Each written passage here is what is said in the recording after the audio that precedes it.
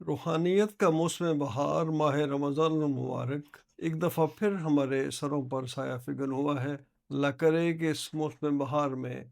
हमारे अंदर तकवा की नई कोंपलें फूटें और हम अल्लाह ताला की रज़ा और खुशनुदी के वारिस बनने वाले बन सकें। एक रिवायत में है कि हुज़ूर सल्लल्लाहु अलैहि वसल्लम ने फरमाया, रमज़ान आ गया है, इसमें जन्नत के दरवाज़े खोल दिए जाते हैं और जहन्नम के दरवाज़े मुकफ़्फ़ल कर दिए जाते हैं और शयातीन को ज़ंजीरों से जकड़ दिया जाता है। हलाकत हो उस शख्स के लिए जिसने रमज़ान को पाया